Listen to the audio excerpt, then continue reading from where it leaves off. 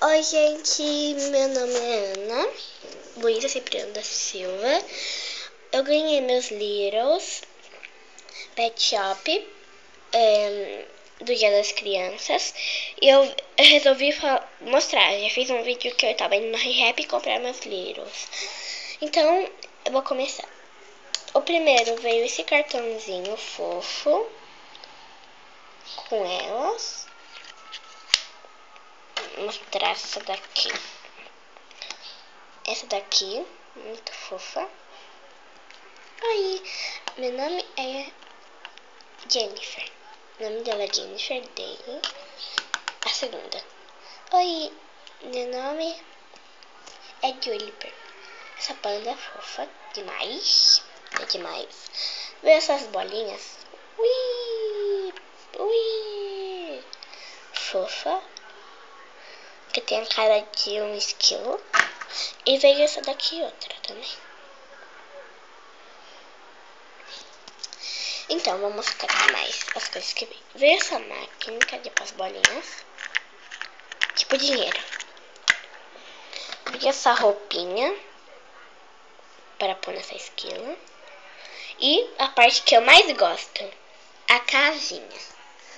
A casinha é muito grande. A porta abre, é tipo um shopping. Só que pequenininho, não é tão grande assim no shopping. Eu fui no shopping com uma menina com um Littles. A casinha de trás. Aqui.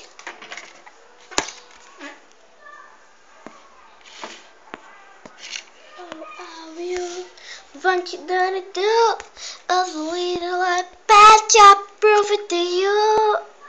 Azuri, ela mama, is a pet shop. Viu, gente? A casinha de fora. Agora o meu segundo kit. O mais lindo. Tan, tan, tan, tan. Tcharam! Veio com esse labirinto de bolinhas. Vou fazer uma demonstração aqui. Viu? Viram? Muito legal. Primeiro veio essa joaninha, que eu dei o nome dela de Belinha. Tem cara, né? O nome dela de Roberta. E veio essas bolsinhas pra carregar bolinhas dentro. Teve esse ossinho. Esse pirulito. Esse outro pirulito. Essas coisinhas de pôr as bolinhas que eu mostrei embaixo. E essa joaninha que veio com roupinha. Com essa mamadeira. Então, gente, esses foram os meus... Peraí. Esses foram os meus especiais. Ah, e veio com os cartões de desbloquear um pet, né? Então, gente, esses foram meus Littles novos do especial, os novos de Ano Novo. Ano Novo não, ai, Dia das Crianças, que foi ontem. Tchau!